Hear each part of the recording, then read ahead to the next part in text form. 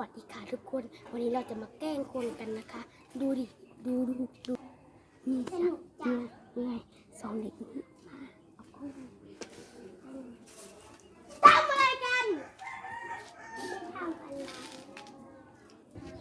เขาเถียงกันแล้วเมื่อตะกี้นี่แผนไม่ได้เรื่องเขาไม่ตกใจกันเลยอะมาดูไปเอาแผนเดิมมาเราจะมาตบหัวแย่งกันทำไมคนนี้ค่ะมาเอาของอย่าแย่งกันดิไปเดี๋ยวพี่จะพาไปนี่อย่าเถียงกันถ้าเถียงกันพี่จะไม่พาไปนะไปเราจะไปตรงนู้นช่าตะก้อนตายไหมบ้านั่นก้นหมักลิ้นจี่นะคะดูดิคนดูหันกล้องไปดูยังไงเนี่ยตอนนี้ปีนี้มันไม่ขึ้นเลยนะคะของมันอ่ะไม่รู้มายืดพี่มาเร็วเด็กๆมาเร็ว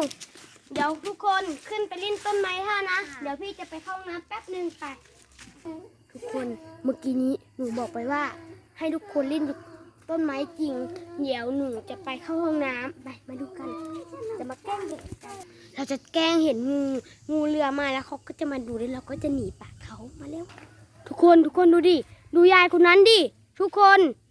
นดูนะเดี๋ยวขยายภาพค่ะโอ้ทุกคนเดี๋ยวมาดูกันเลยยายเป็นอะไรคะอะไรนะยายเป็นอะไรคะเป็นคนไปเลยไปแกล้งกันเลยค่ะเดี๋ยวเอางูมาก่อนนะคะเอางูมาเอามาวางไว้ตรงนี้ทุกคนมาดูงูดิมาดูงูได้เรื่องแล้วได้เรื่องไหมคะตกใจกันไหมคะยังไงกระโปรงเด็กๆ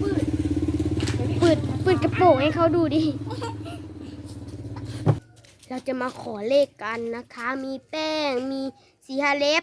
แล้วก็มีนั่นไม่เอานะคะจะแต่งขันห้าขอเลขกันค่ะเดี๋ยวจะได้เลขอะไรมาดูกันค่ะ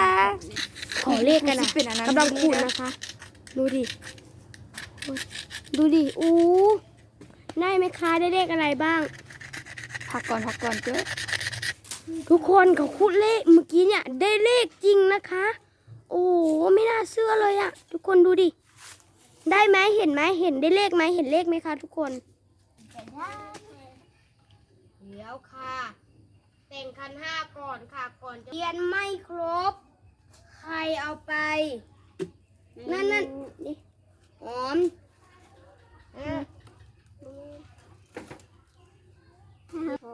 หมอผีคะขอเลขหน่อยค่ะ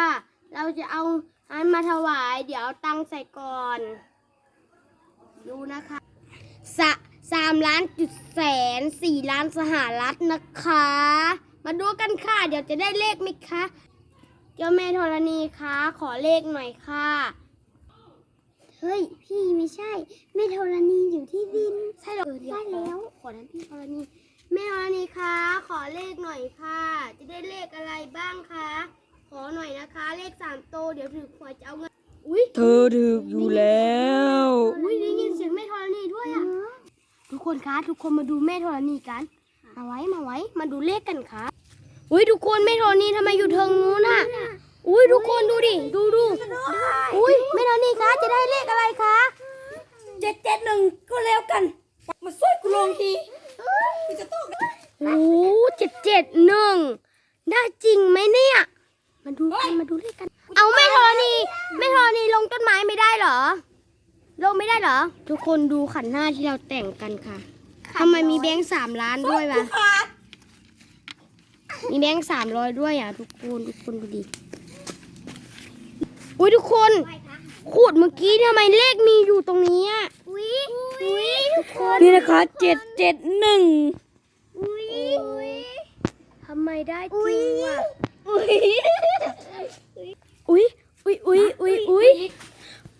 วันนี้มาจบคลิปกันนะ